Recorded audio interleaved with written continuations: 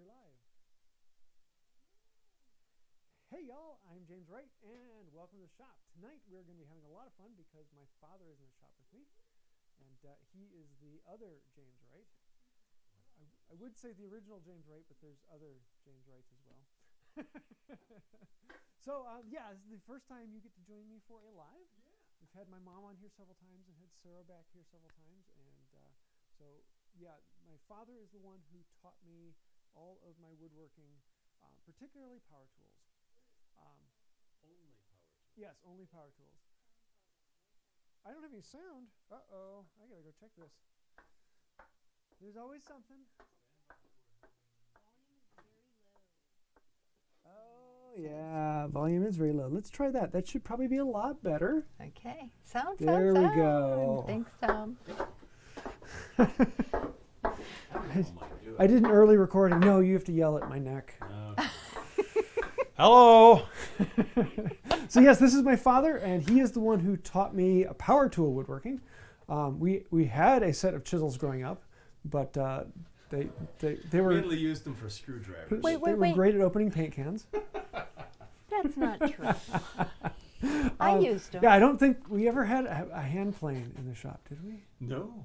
I think there was a block plane, but it was like in a box that was never used. And, so yes, my woodworking career and background comes from my father. He put me through my first projects, and then I left the house and become a hand tool person. And I left the folds. I didn't raise him that way. But the tables are turned because Dad said, "Hey, can you teach me some carving?" So this is going to be very interesting. How do we teach a power tool guy hand carving? And old power tool guy. Exactly. That's what I was going to say. Expressions about old horses come to mind. And on top of that, Sarah's work. Yeah, old horses. Huh? Yeah. Sarah is working late today, so she might be making it for the live, or she might get home and crash. We'll find out here in a little while. But in the meantime, my mother is manning the chat. So be gentle with the questions, because I'm not computer literate.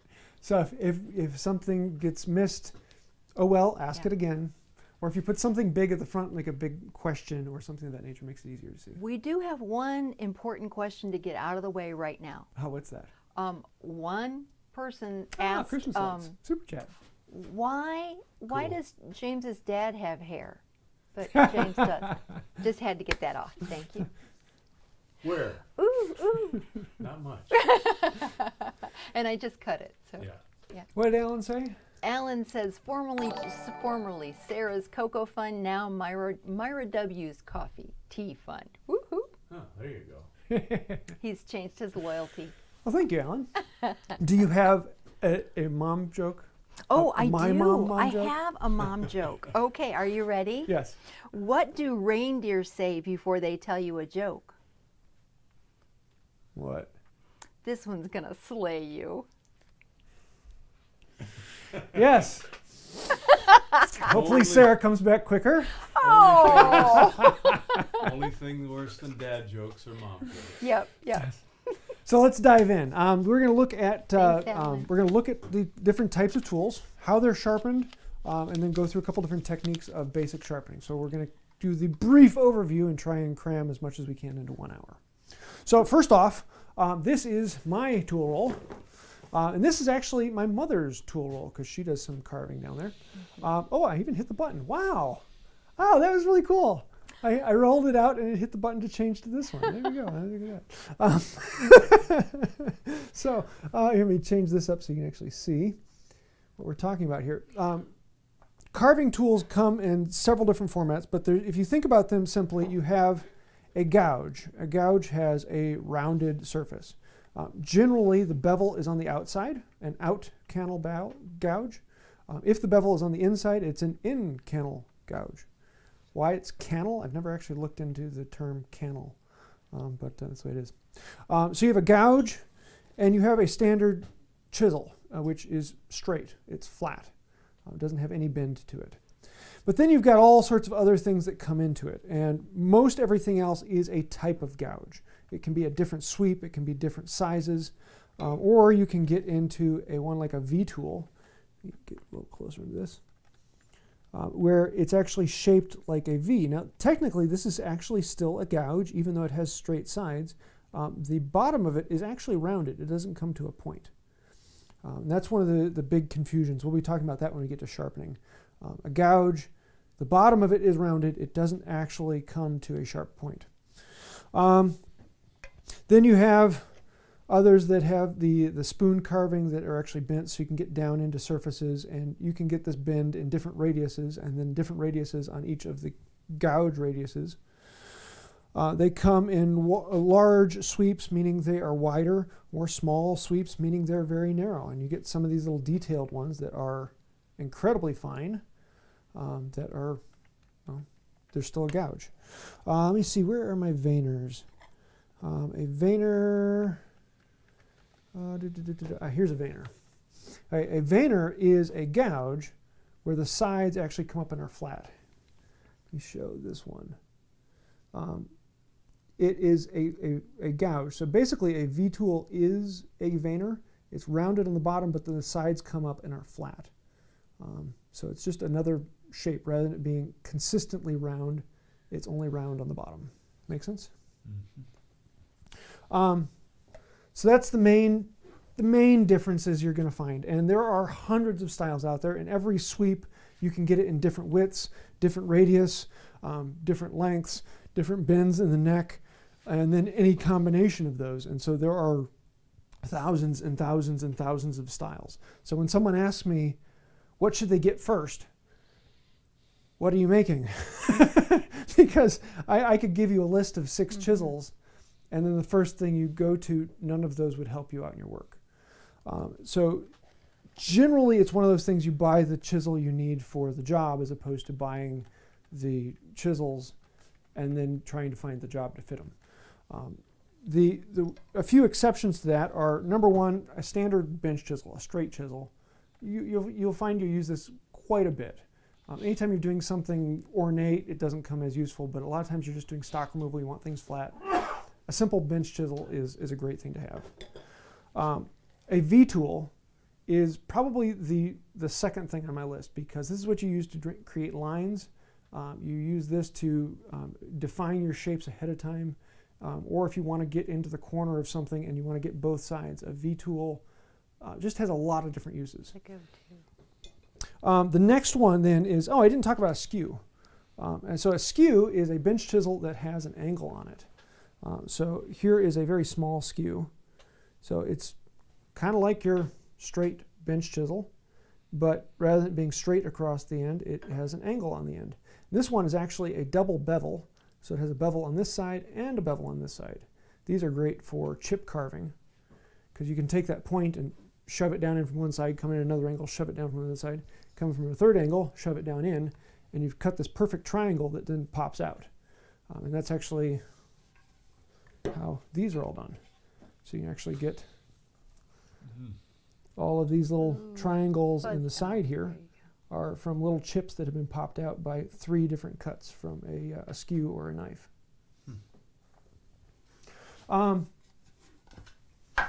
Then you start getting into all of your gouges. And at that point, you pick the gouge for the work you want to do. You generally want to err on the side of getting a narrower gouge, one with a smaller sweep, because you can always cut bigger things with a small chisel. You can't cut small things with a big chisel. So if you got to choose one or the other, choose a smaller one. It takes more time, you got more cuts to make, but it's far more versatile.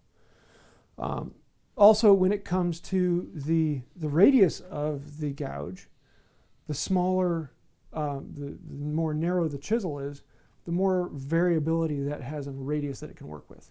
So if you have a large sweep, it's very particular about what radius it wants to cut.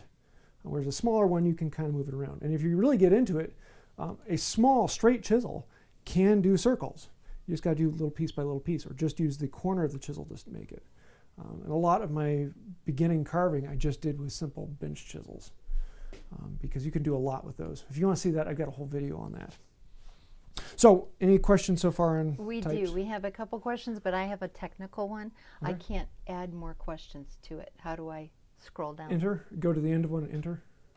Thank you. All right. First question. Let's see. What are we going to be doing today? I think we took care of that one.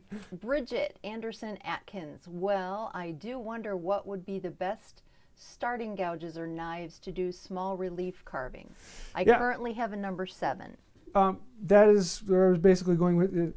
And once you start getting into numbers, there is a general standard that several of the companies follow when you start saying, I have a number 7, because you're referring to number 1, the width of the chisel, and also the radius of the chisel. And each of those will be given 2 different numbers. I generally try not to use the numbers when I'm referring to particular sizes because there are about half the companies that don't follow any standards. And then you get into old antique chisels. Who knows? The standards did not exist then. So I try not to say any particular numbers, though at times when you're talking to someone verbally rather than showing the chisel, it does help. But again, as to what sizes should you get, you've got to look at what you're doing and figuring out, what angles, what radiuses are you going to want. But getting a collection of like 3 different radius, all in a smaller size, those will treat you pretty well. But then once you start getting into this, you'll have those 3, and then you come to this project and you're like, ooh, I need that one now. And oh, that one would be a great one to have too. And then you've got this roll, and then I've got another roll over there, and then I've got my bench chisels. And you talk to some carvers, and they'll have entire walls of hundreds of chisels, and they're still looking for one that fits this particular thing they're making. It's, The right tool for the job. yeah, yeah. You have any particular questions? Nope. I'm just swimming in all these names.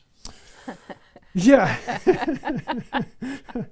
Here, maybe keep. I'll keep that one out, and this one.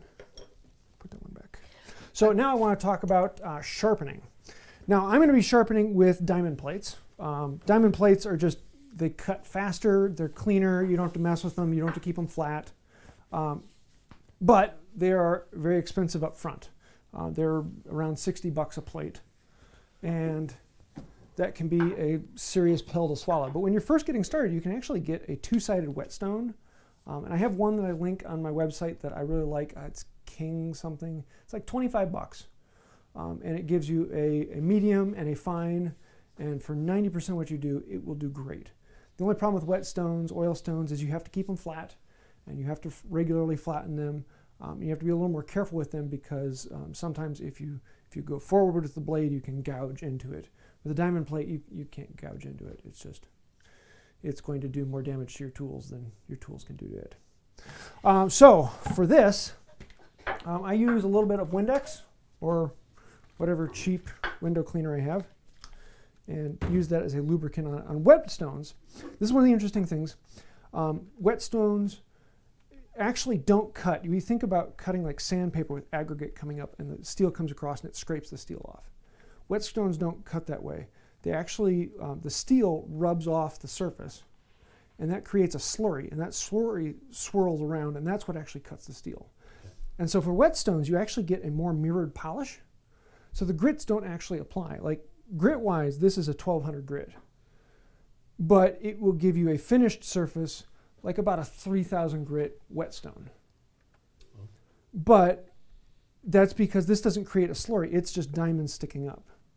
And so when you grind with it, you get all these perfectly straight lines. And that means that this will not give you a mirror polish. Whereas if you go with a whetstone, it will give you a mirror polish because all the scratches aren't in the same direction. They're all going different directions. And so if you're trying to compare mirror polish to no mirror polish, this just doesn't look as good because it doesn't give the mirror polish. But that's why we have a strop. That gives us the mirror polish.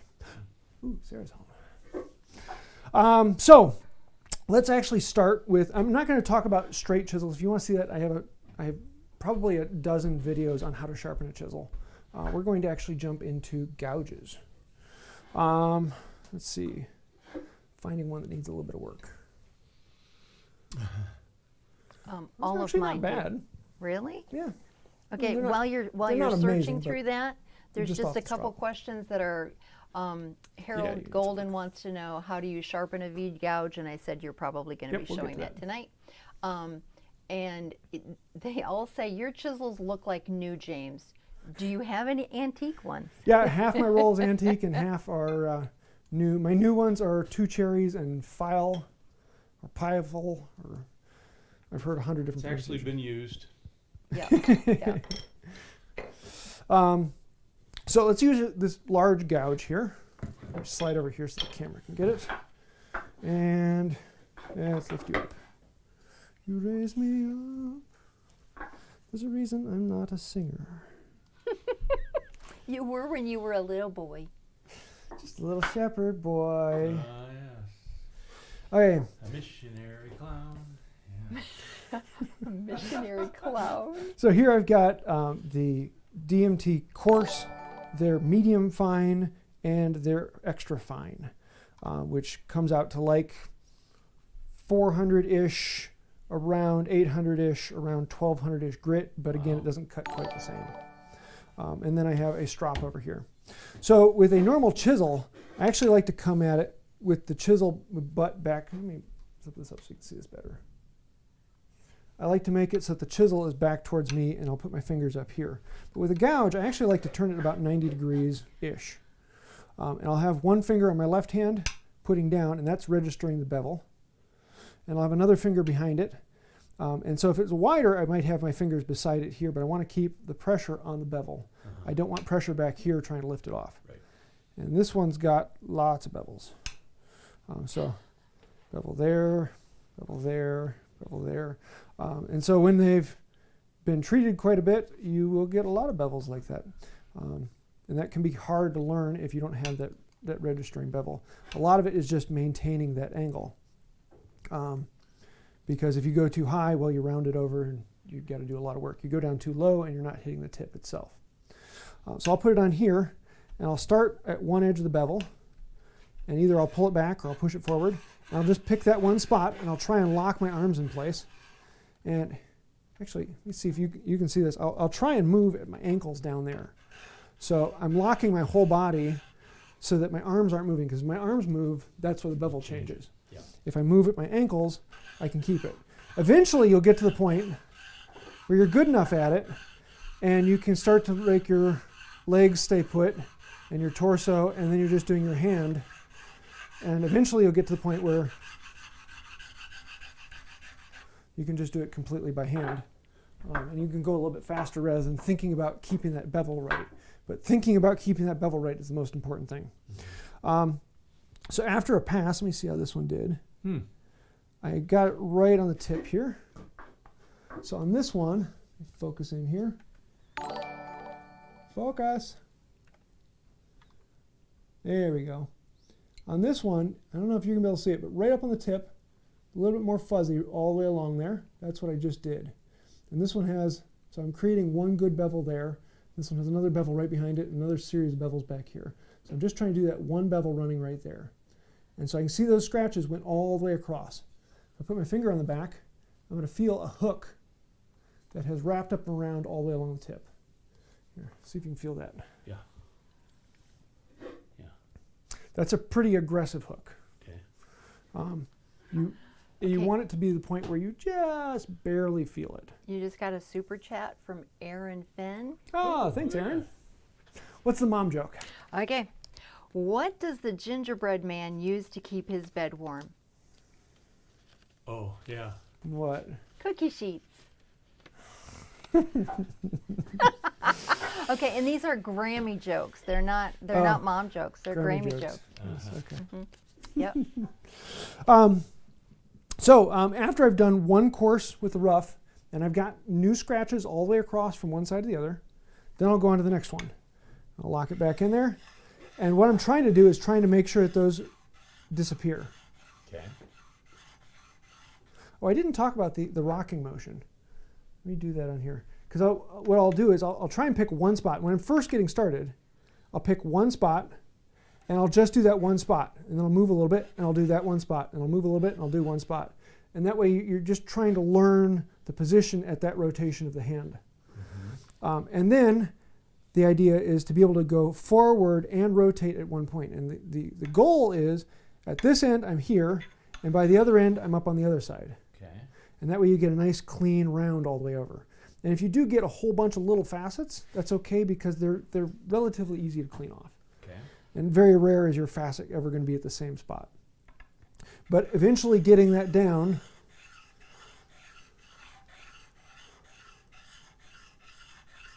of running all the way from one side to the other is the point. And there. Yeah. See how that looks? Yeah.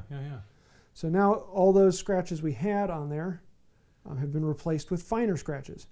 Now it can be very hard to see the difference between what these scratches are and these scratches are until you get used to it. So what you can do is grab a Sharpie, and I'm just going to put this right on the tip, just like that. Here. So you can just see a little bit of Sharpie right on the tip.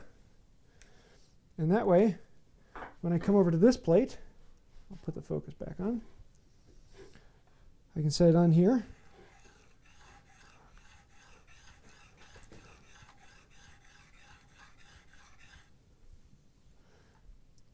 You can see here I've gotten rid of it all the way up to that spot there. So that means when I was rolling it, I was going from here, but I wasn't taking it all the way up onto the side when I went back here. And if I ever see that, I can just try to focus on that small spot and try and keep it right. There. And a little more. That way I'm not spending too much time on any one particular spot. Or being just a little bit on this fine stone, I could just do the whole thing. Now in this case, I've gone through all the grits, and I've got a really aggressive burr hanging out around the back. You'll feel a little bit more than it was earlier. Yeah. Not much, but. Yeah. So I've polished, I've sharpened this surface. I've got the burr hanging over. Now what I want to do is I want to actually polish that surface down. I want to get rid of all the scratches, anything that might be hanging off the edge. Okay. But I also want to get rid of that burr because that burr coming out there's just a blunt edge. So if I had a set of slipstones, or let me grab those. I was thinking ahead of time. Or I've got these DMT diamond waves. So these are diamond plates, but are in a progressive wave, and these are what I like to use. So for this, if I want to do the inside here, I can lay it flat on this, and I want to make sure I register the whole way on here. I don't want to lift it up, because I don't want to put a bevel on the backside. Right. I can put that on here, Find the right radius. and I just, I find a spot that's a little smaller than the radius, and just hit spot to spot. And this is my course on this one. Oh, that's cool. And I'm not doing much. But here, let me feel this. You can feel the burr in some places and not in others. And that's where I've hit one spot and not the other. Okay. Make sure I'm going with the 1200. Just add a little bit of lubricant to this. The lubrication on diamond plates doesn't create the slurry. It actually removes the steel that came off. If you don't, it just sits in the aggregate and creates a flat surface and it won't cut. The fluid allows that metal to come out of it so it has new cutting surface. So it's kind of like the eraser on sandpaper.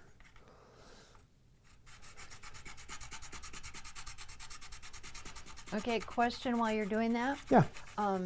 Actually, you have a couple of them. Alan would like to know, can Big Jim tell us the funny thing that James did while learning woodworking, or the scariest? Oh my. While woodworking? Oh no. I know the scariest thing that happened when I was in the shop, but it wasn't to me. It was you and the router in Harbor. Yeah? What? Refresh my memory. I don't know. You're the router table and you got your finger. Oh, yeah, okay. I remember that. Wow. And I remember looking at it and thinking, and I was probably like 12 at the time, thinking, if that were my hand. Okay, and then when we had the last super chat from Aaron Finn, his question popped up late. So he says, while I realize that you prefer your diamond stones, how would you feel about an MDF cardboard leather setup on a grinder or a lathe mandrel for carving tools? Well, that's one of the interesting things with lathe tools. You put them on the grinder and you get these horrible scratches in them, but they cut because you're working with a power tool. If you're the one hand tooling it, you want a much cleaner cut on there. And even if you talk to a lot of really high-end turners, they'll take it to the grinder and then they'll do some polishing on it with a strop or something else to try and get rid of some of those scratches. So yeah, I wouldn't take these to the grinder because number one, you can ruin the temper if you heat them up too much. And because you're the person driving it, having it sharp and keen is incredibly important. But a piece of MDF, what I would say is if you don't have this, and the cheapest route is actually just sandpaper. Put sandpaper on a hard surface and do it with the sandpaper. You're going to spend more time in the long run because you have to buy more sandpaper, but it does the job. Especially if you finish up with a strop, which is just a hunk of leather. I sell these that are horse butt, which is really nice, but it's not necessary to get horse butt really nice. You can just use your own belt or just a piece of MDF even with the charge in it. Okay, one other really quick thing before you move on. What's that? Brian Fulmer says, was James always like this? Dad tried this, then does the whole thing for himself? I'm going to let him try here in a moment. I already answered that no, this is new for you because he's It's the usually one. the other way. He's the one that has always done that to us. So, yeah. Well, he's always wanted to show people how to do things. Yes. Our big joke was that the instant on February 14th that James was born, he popped out and looked at the doctor and said, "You're doing that wrong." I've got a child who does that now too. And Alan would like to know, so when is Big Jim actually going to touch the tools? Just a moment, I got to finish this. Sorry, I tried. Okay, let me go through the whole series and then I'll... Still trying to figure out where to plug it in. Strop. The last step is the strop. And so for that, it's going to be very similar, except for I don't want to push forward on the strop. So if I push forward, I get chunks out of it. Yeah. As you can see, the lines in I there. can see. That's what kills strops more than anything else is just the carts are going to. So rather than trying to rock it, I mean, I can rock it and do that, but usually I find it best just to stay in one spot and then roll it just a little bit and stay in one spot. And as the leather will actually deform and fit a curvature of it at any particular time. So you don't have to work about too much. And I'm using a chrome oxide green. And just like that, you can see how that gets into more of a mirror finish on there. I see, Alan, I'm touching the tools. And then for the inside, what you can do is if you grab a piece of wood and just grab this, and I'm going to do the edge and use this to actually create a curvature that's this radius exactly, I can charge that up with powder. Okay. But my preferred method is actually just to take a strop, bend it over my finger, make it fit the radius. And in this case, I'm actually, rather than leaving it flat, I'm going to lift it up just a little bit because this isn't going to take off enough metal to really make any difference. And just do a few passes like that. And theoretically, if there is a small burr on there, this will bend it back that way. And then this bends it back the other way. And then this bends it back the other way, and you'll do it back and forth 3 or 4 times until that burr falls off. And just to let you know, we are at halftime in the show. Yeah, I don't think we're going to get to carving the donut.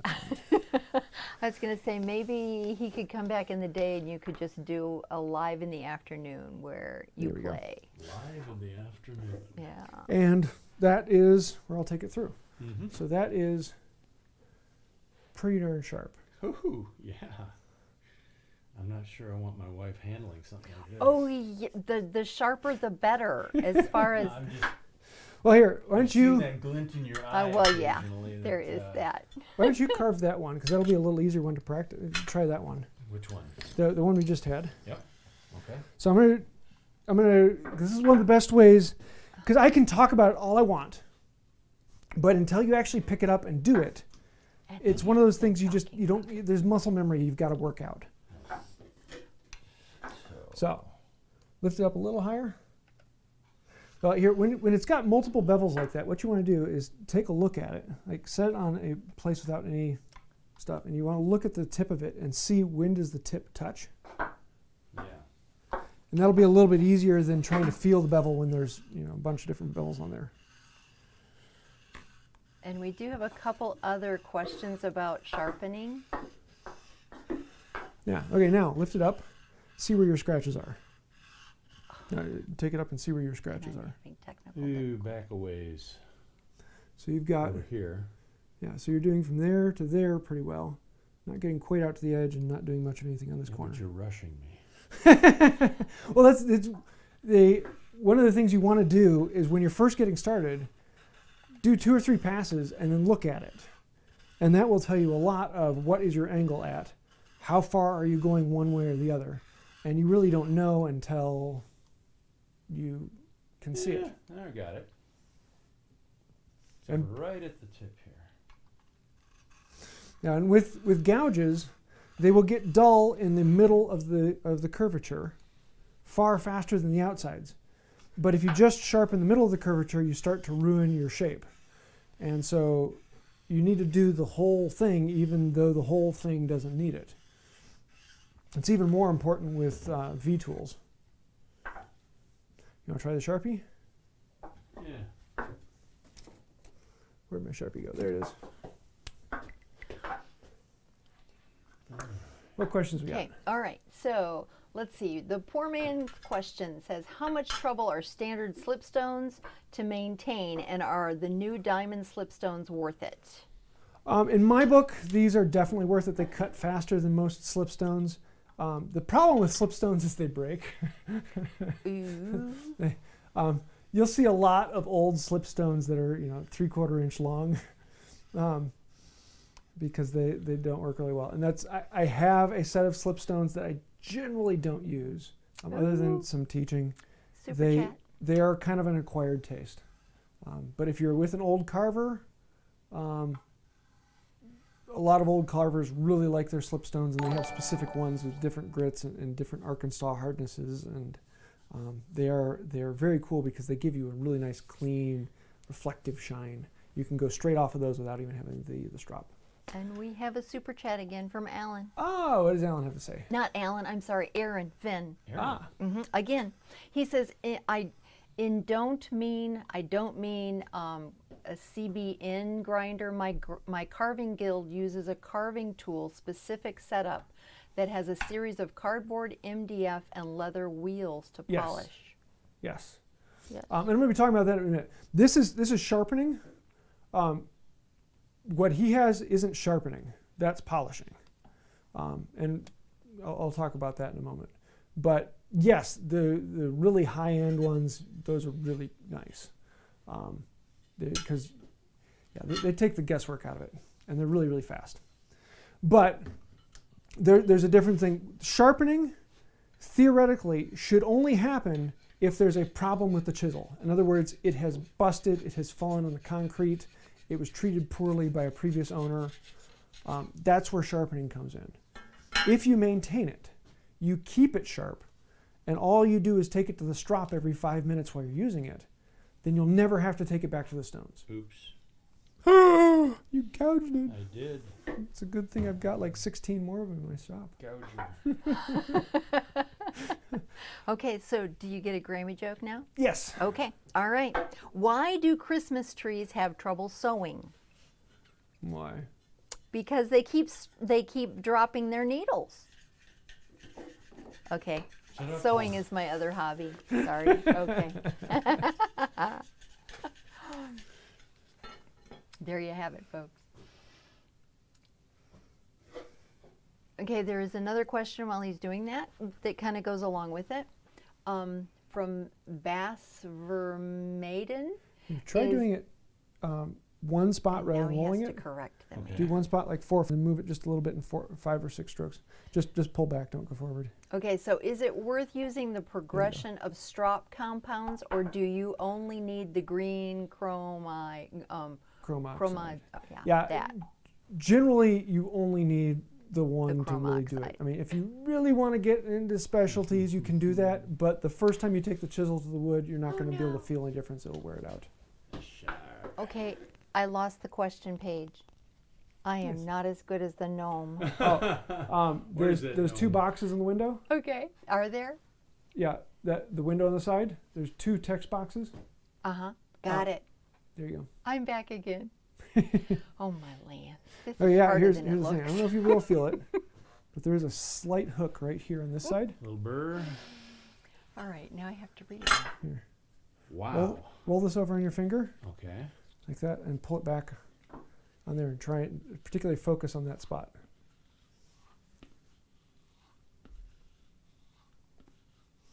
And that will polish out the inside. Oh yeah. And you may have pushed the hook onto the front, in which case then you put it on this one to take it on the front. You want to do it back and forth until that burr falls off. And while he's doing that, what are our rolls made out of? What kind of hide? Leather, Just plain leather. yeah. But they are It's- stinking I soft. believe it's Moon brain Wolf. tanned. What? Brain tanned. Brain tan. Yeah, they're very soft, very flexible. I think They're really nice. I and bought soft. it at a sale that was just a hide, and they were like 7 or 8 hides in a box, and I bought one of them. It's I don't soft remember what it enough was. that I would love to have a jacket made out of it. Yeah. So. It's nice. Cool. That thing's ready to sharpen, ready to carve with. So I'm going to go through the V tool, Okay. and the V tool is kind of like doing both a regular chisel and a gouge all in one. And so in this case, this one's actually pretty good. So I'm not going to take it to the coarse stones. I'm just going to do it on the fine. And so for this one, it is, people ask me all the time, how do my stones stay so clean? Because a lot of the DMF plates turn black with time. It's because I wipe it off afterwards. If you let it sit, and then the steel just soaks in, and they don't cut as fast. So for this, I'm actually going to set up the camera so you can see what I'm actually talking about. I'm going to set it on here. So just like a standard bench chisel, I'm going to keep it flat on this side. And I'm going to sharpen this flat. And then I'm going to flip it over. And I'm going to sharpen this flat. And so now, if this were a perfect V, I would have these 2 edges meet, and this corner would be square. Okay. But it's not. It's a gouge. So I want to actually start on this spot, and I'm going to roll it over to this spot. And I'm going to treat that edge as if it was just a gouge. But I'm not going to spend too much time on it because it's a very small piece, and you can Right. easily wear right through it. Right. And I want to look through and see where I need. I don't know if you're going to be able to see this. There's a little shiny spot right there. Yep. I haven't hit that spot. Oh. Well, hit it. But I got the others. Come on, boy, hit it. Off the edge of the stone. The There we go. close-up camera is not in focus. Oh, okay. Oh, sorry. I missed. So there, now we got that. And then it's the same thing of taking it onto the strop. Is I'm just going to treat those 2 sides as individual flat chisels. The other side. And then that middle. Then for the inside, you can't, bend this on your finger to get in there. Right. So what I'll do is I'll charge the very edge of the strop. Right. And so I've got this edge, I've got charged all the way up to that. And I'm just going to put my fingers behind, making sure they're not sticking out and being able to gouge. And I'll rest it on one side, do a few strokes like that, and I'll be pushing it in a little ways to put this corner into that radius.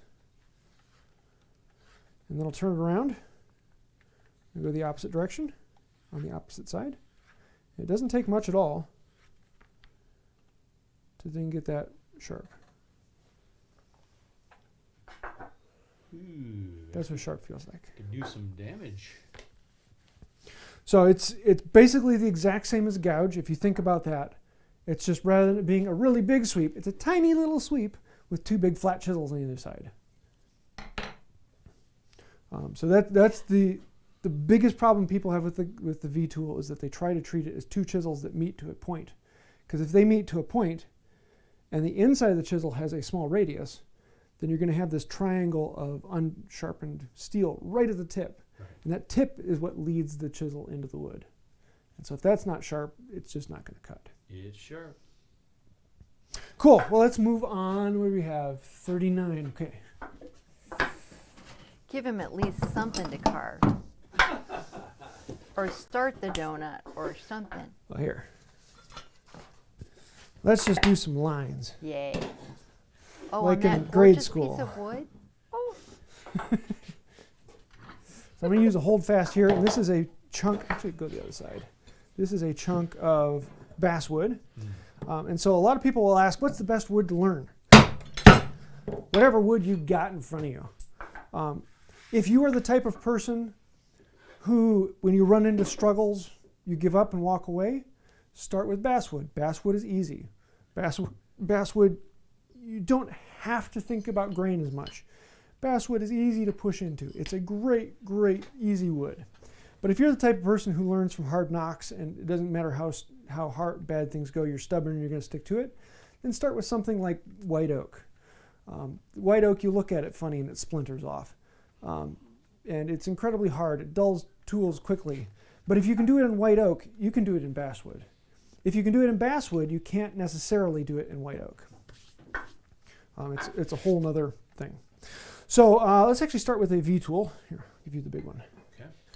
And a carving mallet. Give you the big one. white oak. What you normally want to do is you want to hold the chisel in the middle.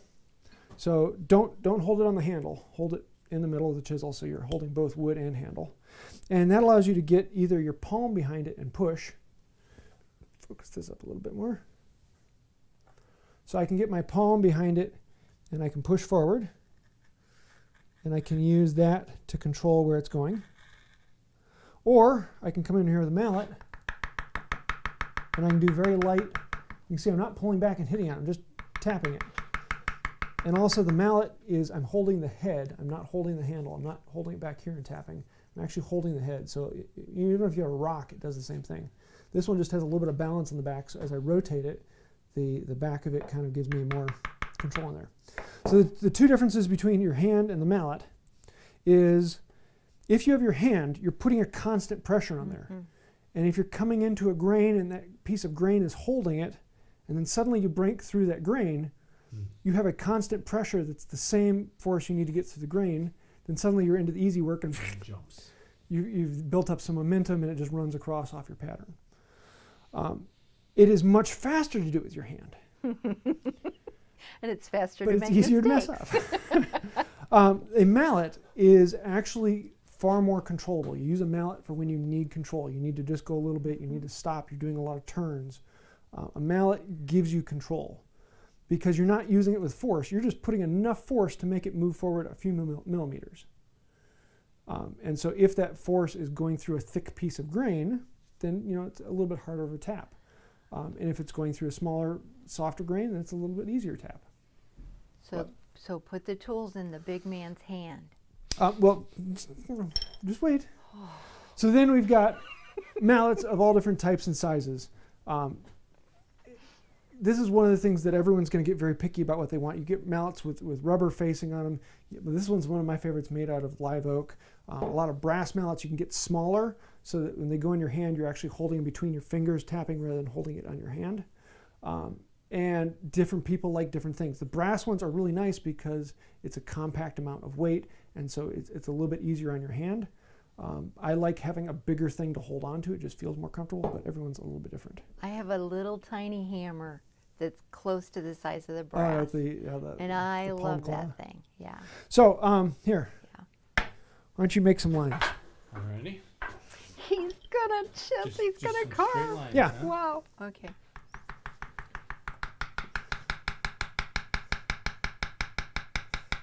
Cool. Now make one without the mallet right beside that one parallel to it. Okay.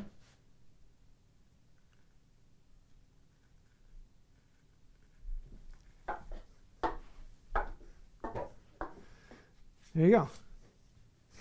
Now when you're carving with a V-tool, you have a couple different things. Number one, the bevel angle on it will determine what angle it is to cut straight, because the bottom of the bevel is what angle it's actually going to be cutting at the same depth. Okay. So if I lift it up, it's going to dive down in. Right. If I bring it down, it's going to come back up out of the wood.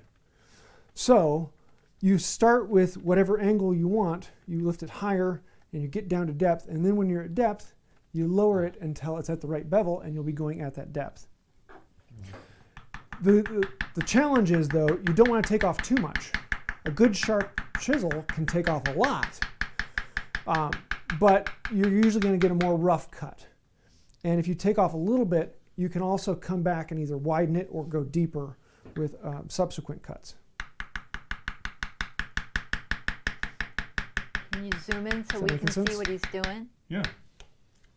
Makes perfect sense. It's fuzzy. There There you you go. go. Trying to get a nice uniform line. So now the question is, how do you turn? And usually when you're carving, your carving is like on the corner of a bench. Mhm. So you can at least get to two sides. If you're just working in the middle here, you're kind of stuck at like 100 degrees or so that you can move around. Mhm. So if you're trying, here, let's just draw a circle-ish. So for this, I can start in here, and I want to start with the chisel pointing back towards me. And as I go, I'm just moving my whole body around rather than moving the chisel, because there's a tendency when you're first getting started to try and just move the chisel, but you tend to get more irregularities. So here, try a circle. Or You call that a circle? but the other thing is when you're doing a pattern, Hello. this cuts a width, and so you can either follow, the line can go on one side of the groove or right down the middle or the other side of the groove, and you kind of have to think about that. And what I actually like to do is print out a pattern where the line is actually the width of it, and I try and keep either side of the gouge on either side of the line. You ready? Is Tom talking smack What? about me? Does that make sense? No. I was just trying to grasp I it. saw this in No.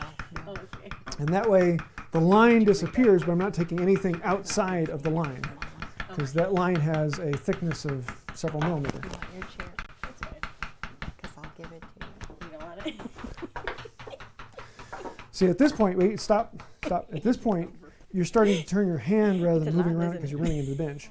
Well, at that point, you can then come back here, and you can carve this way, and now you can match that around. Okay.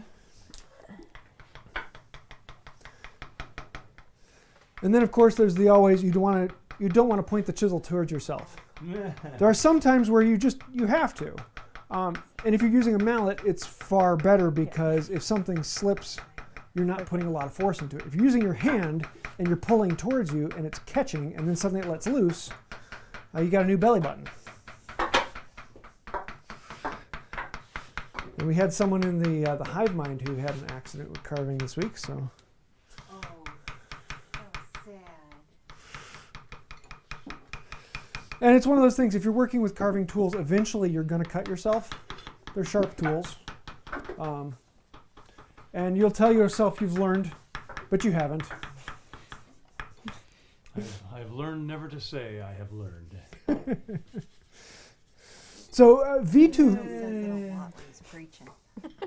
that's fantastic. Sorry. A V tool is really a great way to learn because you're just cutting little lines. And you don't have to think about the grain direction that much. It's a fairly straightforward. You follow a line with a pencil, you can follow a line with a V tool. So super chat? Because the gnome Alan! here. Oh, so now we have the coffee fund and the tea fund? Hey, Alan, just so that you know, we really, really regret not being able to stop in when we were driving through Utah last time. Yeah, But so that storm just wasn't going to let us. the rest of you just have to let us know where you live. You'll never know. Or Wright will show up at your door. We showed up in Germany. And All right, hang Yeah, on. where we at? We have. And if Let me see Christoph what you're talking in Potsdam is around, Yeah. no, he's probably sleeping, but hey buddy, how you doing? Miss you. See you in a It couple is. years. It is time for a mom joke. Okay, we're an actual mom joke. All right. If athletes get athlete's foot, what do elves get? Ooh, Mistletoe. Oh! that's a good one. That's a dad joke. No, these are mom jokes. Okay. Getting Grammy jokes this evening. Uh-oh. So if you can follow a There we go. line, you can do line carving with a V tool, and that's 90% of the detail I put on things. I'll show you this. This is something that's an upcoming video, but this is just dumb, simple line carving, really easy. It's like it's like 2 or 3 minutes per side on this. Yeah, Lidditz is to do it. Is where I used to work. And when we it were in isn't much Pennsylvania. on there, but some simple carving like that just adds a lot of value to whatever you're making. Rather than being a flat surface, it's something that's just kind of intricate. And you can draw. I like to print out patterns. I'll go onto Google Images and say Celtic weave, and I'll find one I like. I print it out, and if you go in Microsoft Paint, you can actually print out things to a given size. Is that what this is? Yep. And I put them on with a paint stick, with a glue stick, so just a simple hobby stick. Cut it out, glue it on, wait for it to dry a little bit, carve it out, and then when it's done, I hit it with the card scraper and can clean it off. Very cool. It's a quick, easy way to make lines on just about anything. But sometimes you want to go deeper than just lines. And that's when you need to start thinking about wood grain. You always want to go with the wood grain. Here, let me grab one so you can actually follow along beside. I put it away. No, it didn't put it away. No. Let's grab some gouges. Let me grab these gouges.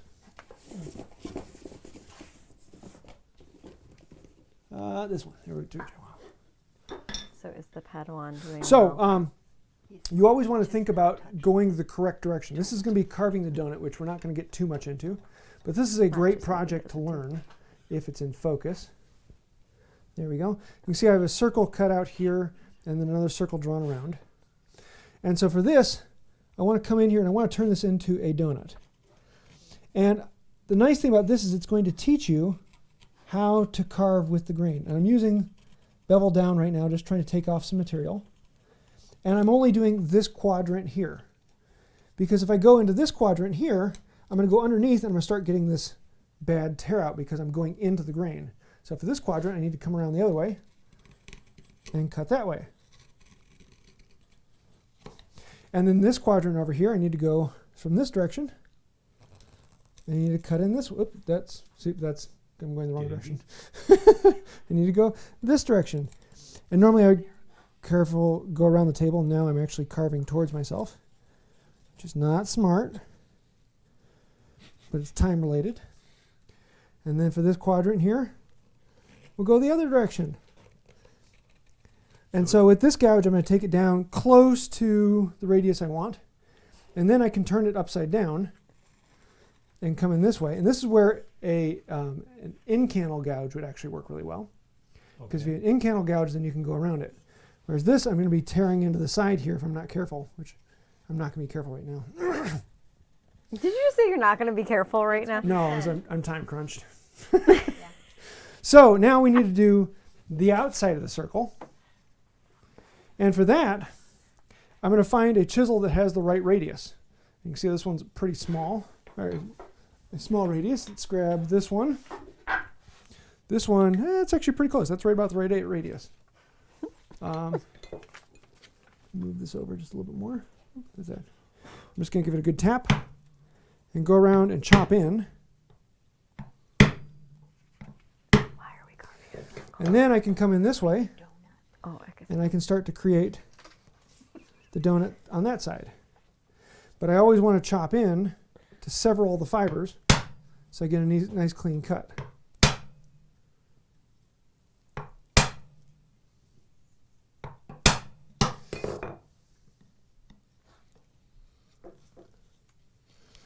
Once I get down a little ways, then I can come in and chop in again.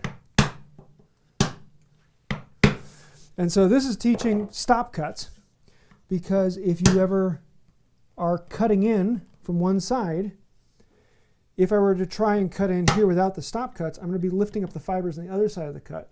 I want them to stop at that point. So I create a stop cut first and then cut down to it.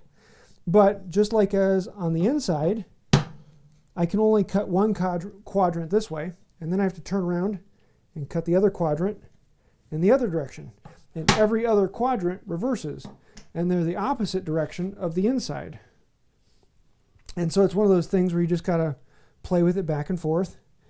And with an out canal gouge, it's much easier to do the outside of the donut. So the project here is to create a donut, because you're going to chop in all the way around this side, then you'll flip the piece over and you'll do the exact same thing on the other side, and hopefully those two cuts then meet and you'll get this perfect round donut all the way around. It is a surprisingly difficult task, but it's a great way to learn grain direction and making sure you're going with the grain at any given time. Okay, can you show what Jim's doing? Yes, It's the papa, it's the papa. maybe.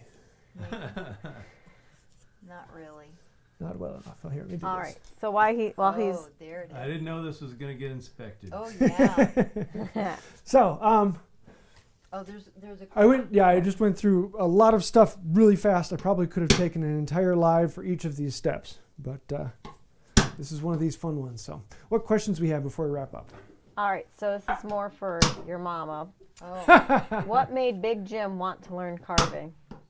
Not that he can't answer for himself. yeah. Well, we are currently doing a fireplace surround, and Using power we tools. were doing some. We did some corbels. Yeah, we use power tools.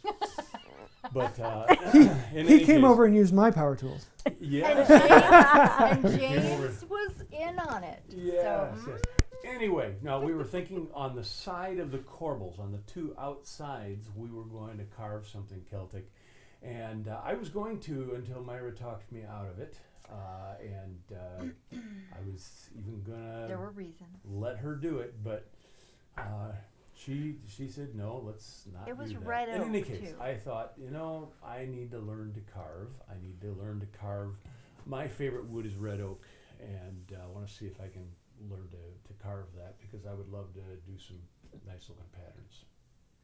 So, instead of being Lord Jim, as they've been calling him tonight, he could be Jim of the Red Oak. Yes. Well, I like how Alan My called him father Jim likes the red Elder. oak. Jim the Elder. Don't know why. I know. He likes and I power mixed tools. the I don't know why. Well, Well, He's a it Baptist. could be. Hey, but my dining room table's red oak, so, and their dining room table's red oak too. So. Yeah. Our bedroom set's all red of oak. all of the hand furniture done. that we have built is red oak, Yeah. and we just like matching. Lord Yeah, Jim another- of the Red Oak. There it is. Another fun thing you can do is just out on the side, Uh-huh. try and make a perfect circle divot. Or what? And you can try coming in across the grain Oh yeah. and with the grain. Okay. It's just a As soon as I get done with my donut. yeah. Once you get into carving and you play around with a few things, it's just great to have a chunk of wood that you can whittle away to Why nothing. are we singing? Okay, Google, stop. Starting Home music. Free started playing. It probably heard me say resume somewhere. Oh. What's the next question? We got time for one, two more? So Matthew, I can never remember if it's Buntyn or Buntyn. Considering how much James likes carving in oak, does he follow Peter Follansbee? Yes. Oh, yes. I figured you follow like everybody. Yeah. Now, I love his wood plane making series. He does some amazing stuff with those. When is the night shirt happening? Because these names must be written on the halls of Woodhead. Now they want a shirt with all the names because they've come up with names for everybody Yeah. in the chat. So Well, you've heard that we're going to do a hand tool inspired Ren Fest. that would be cool. So eventually, We'd be there. For those of you on Eventually. the Hive Mind, I'm probably going to be making a Discord server for the Hive Mind here soon. So I'll be doing both Facebook, Hive Mind, and a Discord. And on there, I want to be actually having it so that people with their names can actually have that as their moniker on there. Ooh. So And I'm just Lady Myra. Going against the grain there. Of the red. Am I? Of the red. Of the red. When you finished out this way. Okay. I know. get that's You're not doing that bad. wrong. Normally I would say, yeah, I'll show you how to do it right, but because he's doing it right. Uh-huh. It's weird. The master has now become the Padawan learner. Let's do one more question and we'll wrap it up. No, we're caught up. You were caught up. Oh, we're caught up? Yeah. Oh, cool. So, yeah, this has been a lot of fun. Wish I could get into more, but we'll have to do that another time. Maybe we'll come back and actually carve something. Yeah. Can we do that? Oh, I'd there enjoy is that. one more question. Did you get your interest in carving from your mother? No, she Other got it way from me. You talk. No, my carving was here. This is the first thing I ever carved. That side. Uh-huh. So it was this axe handle. And so I was making this handle and thought, that looks really plain. I want to do something with it. And so I made that. And this was just me kind of experimenting and playing around. I was like, wow, that was easy. This is ash, which is not a good wood to carve. And if I can do it in that, I guess I can do it in other things. So I started experimenting and doing it with other things. And now most everything that comes in my shop has some little bit of Celtic it weave does. on it. Because it's, once you do it a few times, it's incredibly easy. I mean, you don't expect perfection, but if you make it, you're going to see all sorts of problems in it. You hand it off to someone else and like, oh, you made that? Because hand carving is one of these skills that is only done by the masters. But any monkey can follow a line, can do a V-tool carving. Yes, you're going to look at it and you're going to think that's horrible, but anyone else who looks at it is going to think it's absolutely amazing. We've gotten into a world of CNC carving that, if it's done by hand, it's amazing. So, yes, I think that'll do it. Anything I'm missing? No. Maybe we'll do another carving session here and actually carve something. I would enjoy that. Actually, using more of the tool. So I think I'll do it. And until next time, have a wonderful day. Bye.